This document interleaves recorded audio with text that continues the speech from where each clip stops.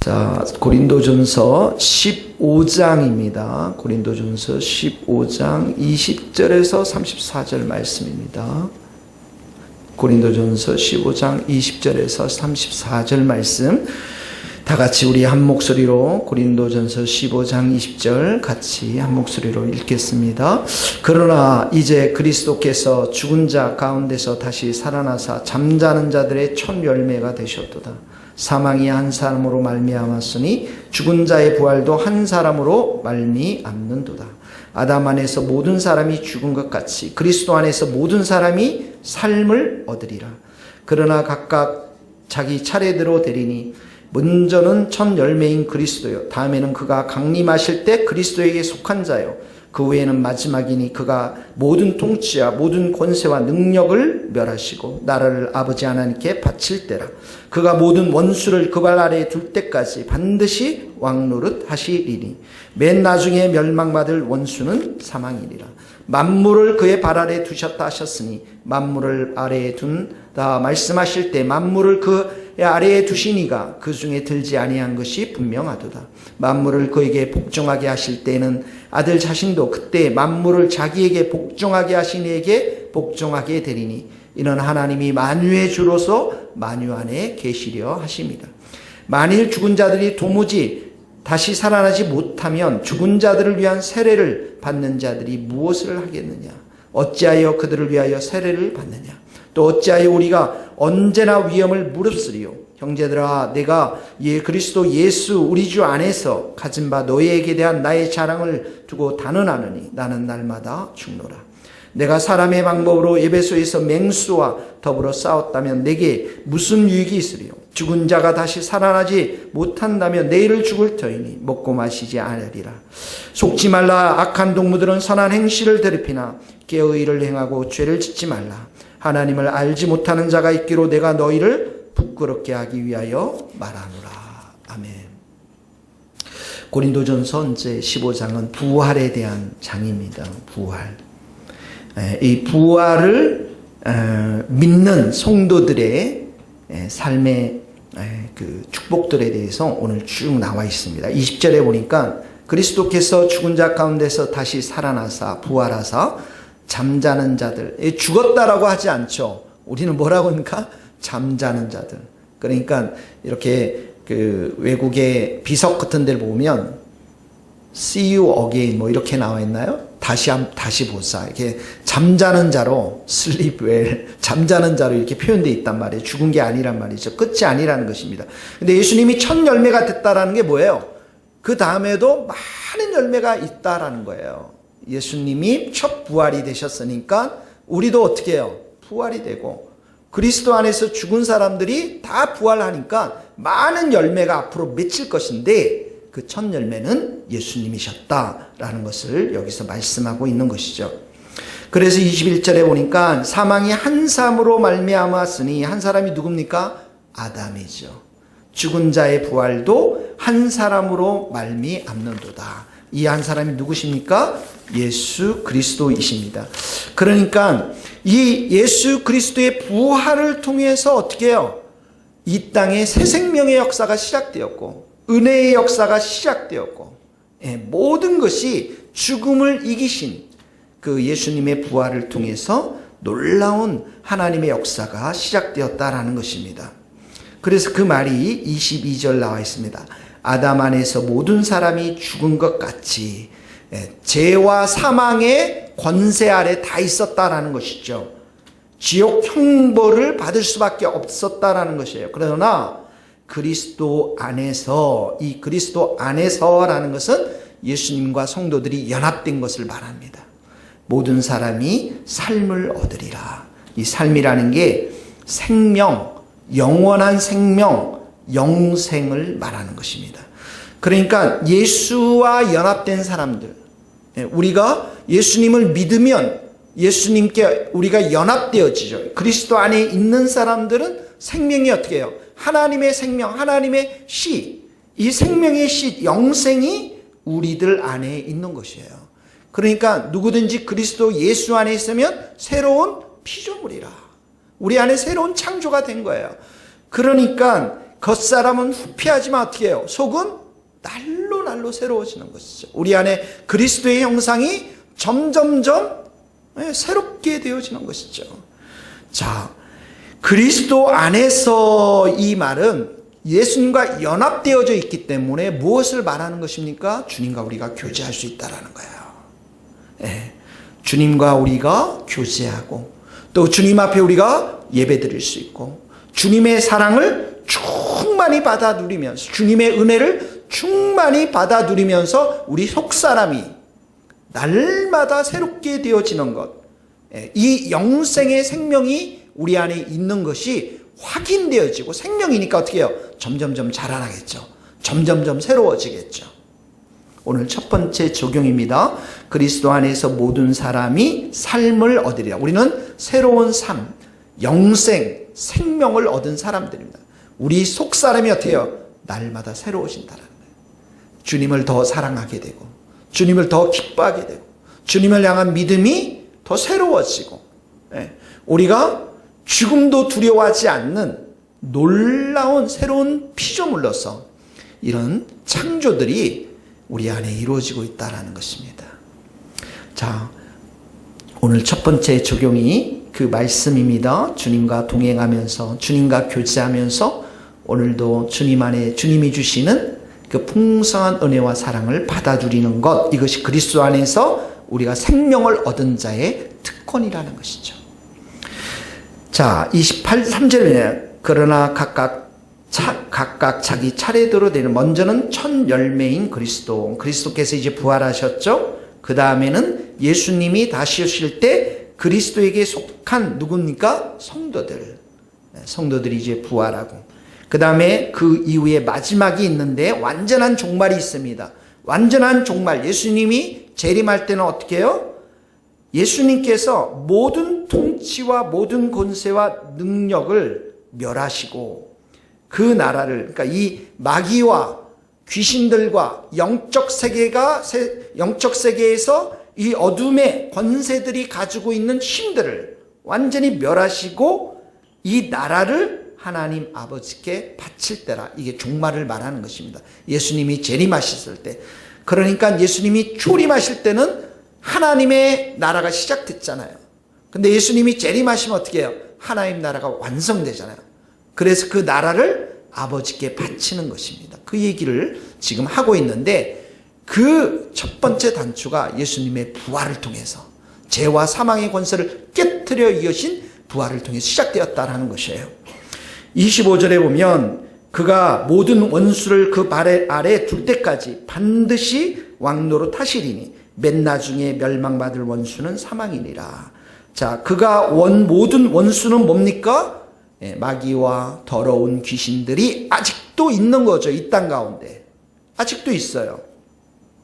그렇지만 예수님이 죄와 사망의 권세를 이기시고 지금 하늘 보좌 우편에 앉아 계셔서 왕으로 어떻게 해요? 통치하세요. 하늘과 땅의 모든 권세는 누가 가지고 있습니까? 예수님이 가지고 계시잖아요. 그러니까 예수님이 왕노릇한다라는 것은 지금도 사단과 더러운 귀신들이 활동하고 있지만 이 모든 것을 통치하시는 분은 누구십니까? 예수님이시라는 거예요. 예수님이 왕이 되신다라는 거예요. 이미 죄와 사망의 권세를 십자가로 부활로 이기셨고 지금도 하늘 보좌 우편에서 다스린다는 거예요. 그리고 26절에 보면 맨 나중에 멸망받을 원수가 사망인데, 이 사망이 뭡니까? 바로 이 사망의 왕이 된 사단.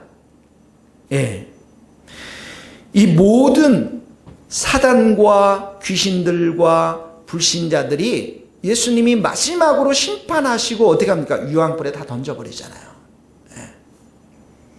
그때까지 예수님이 어떻게 해요? 왕노릇 하신다라는 거예요. 무엇으로 왕노릇 하시나요? 말씀으로 통치하세요. 그래서 우리 성도들이 예수님을 믿었기 때문에, 예수님과 연합되었기 때문에 예수님의 말씀을 가지고 이 땅에 살면서 그 약속의 말씀을 붙잡고 순종하고 믿으면 어떻게 해요? 우리도 이길 수 있다라는 것이죠. 그러니까 이 말씀은 굉장히 왕노릇한다는 말씀은 굉장히 중요해요. 예수님께서 왕노릇 하시는데 그 왕노릇 하시는 것을 우리 교회와 우리 성도들이 경험하는 통로가 되는 게 뭐냐면 믿음이라는 거예요. 믿음이라는 거예요. 그래서 여러분, 믿음이 이깁니다. 세상을 이기면 이것이니 우리의 믿음이니라. 예수님을 향한 우리의 믿음이 이기는 것이에요. 그러니까 이런 말씀이 나올 때 우리의 적용은 뭘로 해야 돼요? 우리 교회는 반드시 든든하게 서나갈 줄로 믿습니다. 예수님이 하시는 거예요. 내 인생은 더 사랑이 풍성해지고 내가 그리스도의 형상을 닮은 자로 성숙해질 줄로 믿습니다. 내 안에 있는 많은 교만함의 죄들, 이기심의 죄들, 음란한 죄들, 시기와 질투의 죄들은 성령의 불로 날마다 태워지고 보혈로 깨끗하게 되어지고 의인된 모습으로 내가 반드시 승리할 줄로 믿습니다. 이것이 바로 왕노릇한다라는 말인 것입니다. 그러니까 예수님의 구원이 우리의 구원이 되었고 예수님의 승리가 우리의 승리가 되었고 예수님의 지혜와 예수님의 거룩함이 우리의 지혜와 거룩함이 된 줄로 믿습니다. 두 번째 적용입니다. 여러분, 우리는 죄를 이길 수 있습니다. 우리는 더러운 귀신들 이길 수 있습니다. 예수님이 이겼기 때문에 그렇습니다. 여러분들이 자꾸만 절망하고 낙심하고 힘들게 하는 그 죄악들을 놓고서 예수님의 이름으로 선포하면서 마귀를 쫓아내고 더러운 귀신들을 쫓아내고 그 옛 습관들을 다 이겨낼 수 있도록 힘을 주시는 분이 우리 예수님이시고 그리고 그 믿음이란 믿음을 통해서 예수님이 우리 가운데 역사해 주신 줄 믿습니다. 이게 두 번째예요. 얼마나 이 부활의 사건이라는 게 놀라운 사건입니까? 27절의 말씀이 만물을 그의 발 아래 두셨다. 예수님이 통치한다라는 거예요. 28절에도 보면 아들이 이제 승리하고 그 만물을 아버지 앞에 바치는 것입니다. 그 말을 하시는 거예요. 29절 보면 만일 죽은 자들이 도무지 다시 살아나지 못하면 세례를 받은 자들이 무엇을 하냐? 세례가 소용이 없다라는 거예요. 부활이 없으면 세례를 받을 필요가 없는 것이죠. 또 보세요. 또 어찌하여 우리가 언제나 위험을 무릅쓰리요? 위험을 무릅쓴다는 게 뭐예요? 바울이 왜 위험을 무릅쓰니까 부활의 신앙을 가지고 복음을 전하면서 그렇게 고난과 위험과 어려움들, 맹수로부터 그런 위험들을 다 이렇게 무릅쓰면서 복음을 전한다라는 말이에요. 왜 그렇습니까? 부활의 신앙이 있고 예수님이 통치함을 믿기 때문에. 그래서 31절에 보니까 형제들아 내가 그리스도 예수 우리 주 안에서 가진 바 너희에 대한 나의 자랑을 두고 단언하느니 나는 날마다 죽노라. 이게 뭐예요? 내가 예수님의 십자가, 예수님의 부활을 생각하면서 이런 고난과 어려움과 위험 때문에 매일매일 죽는다라는 고백이에요. 근데 뭐 때문에 이렇게 죽습니까? 복음을 전하기 위해서. 예수님을 전하기 위해서. 왜 이렇게 위험을 무릅쓰는 거예요? 복음을 전하기 위해서. 왜 복음을 전합니까? 이 복음 안에 부활의 승리가 있기 때문에 그런 거예요. 천국의 승리가 있기 때문에 그런 거예요. 그러니까 이 바울의 서신을 읽어보면서 계속 오늘도 제가 느낀 게 뭐냐면 바울은 미쳤구나. 하루 종일 예수님만 생각하고 예수님만 교제하고 예수님만 전하고 완전히 미쳤구나. 그 생각밖에 안 드는 거예요. 우리는 예배 드릴 때 잠깐 진짜 뭐 이런 생각을 하지만 낮에 때는 어떻게 생각해요? 뭐 고구마 생각하고 옥수수 생각하고 뭐 깻잎 생각하고 생각하는 게 많잖아요. 근데 바울은 하루 종일 그냥 예수님밖에 없는 거예요. 그의 머리에서 발끝까지는 예수님 이 복음 안에 완전히 잠겨 있어서 사람들을 보면은 예수 믿느냐 안 믿느냐에 따라서 그 사람을 향한 이 복음의 뜨거운 열정들이 솟아나는 거죠. 그게 여기에 언제나 위험도 무릅쓰고 나는 날마다 이 복음 때문에 죽는다. 복음을 전하기 위해서 그렇게 이런 삶을 살고 있다는 것입니다. 세 번째, 부활의 신앙이 주는 그 특권이 뭐냐면 이렇게 우리로 하여금 전도하게 한다라는 것입니다. 전도하게. 자, 내가 위험을 무릅쓰고 내가 날마다 죽을 만큼 희생할 수 있는 내가 복음을 전해야 될 사람 누군지 빨리 여러분 생각하세요. 김원숙 씨, 우리 있잖아요. 동원이 뭐 이런 친구들. 우리 조홍호 이런 친구들. 네. 어쨌든 전해야 돼요. 어쨌든 전해야 됩니다. 우리 주윤자매 여기 있는데 어제도 얘기를 하는데 다음 주에 아버님이 병원에 올라오세요. 병원 때문에. 목요일 나오세요. 그래서 제가 금요일 날 초청했어요. 지금 올지 않을 모르지만 우리 기도해야 됩니다. 금요일 날 여기 오셔서 식사하시고 금요일 날 오시면 우리 집회를 이 아버님 한 영혼을 위해서 기도해주고 복음을 전하는 집회를 하면 좋겠다. 할렐루야. 우리가 해야 돼요. 진짜 한 명이 그렇게 해서라도 돌아올 수만 있다면 그것처럼 귀한 게 어디 있어요, 여러분. 우리가 위험을 무릅쓰고 날마다 죽는 거 이렇게는 못하지만 그래도 우리가 가지고 있는 이 현실에서 예수 그리스도의 복음을 전하는 거. 왜냐하면 이 안에 부활의 복음 안에 승리가 있고 참된 영생이 있고 우리 인생의 의미가 다 담겨 있기 때문에 그런 거예요.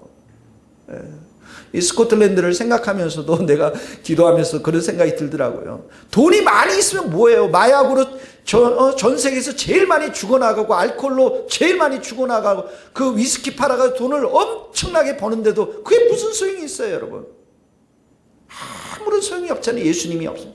그러니까 예수님이 떠난 그 교회들, 그것으로 인해서 그 사회가 얼마나 많이 고통을 당하면서 사단의 역사에 지배하에 있단 말이죠. 그런 거 생각해 보면 마음이 너무나도 안타깝고, 그래서 이 말씀처럼 이 복음을 전하기 위해서 우리가 위험을 무릅쓰고 날마다 죽는 이 희생을 할 수 있는 것, 그 복음을 전할 대상이 누구인지 여러분 오늘 생각해 보시고 기도할 수 있기를 예수님 이름으로 축복합니다. 그래서 이 부활신앙이 있었기 때문에 32절에 보면 이렇게 나와 있습니다. 죽은 자가 다시 살아나지 못하면 내일 죽을 터이니 먹고 마시자리라. 그러니까 부활이 있기 때문에 어떻게 해요? 내가 먹고 마시는 데만 이렇게 살지 않았다라는 거예요. 33절 보세요. 속지 말라. 악한 동무들 선한 행실을 더럽히니 34절에 깨어 의를 행하고 죄를 짓지 말라. 자, 사람들이 지금 먹고 마시고 악하게 사는 모든 것은 뭐예요? 속아서 그러는 거예요. 누구에게? 사단에게. 더러운 귀신들에게. 우리는 속지 말자라는 거예요. 선한 행실을 하고 깨어서 의를 행하고 죄를 짓지 말자라는 것입니다. 그러니까 마지막 적용의 말씀은 내게 그러면 오늘 하루 이렇게 선한 행실을 행하고 의를 행하고 정말 이렇게 먹고 마시고 죄를 범하는데 내 인생을 드리는 것이 아니라 하나님이 기뻐하시는 선한 행실들을 오늘도 깨어서 의롭게 의인답게 우리가 살아가는 사람들이 바로 부활의 신앙을 가지고 사는 자들인 줄 믿습니다.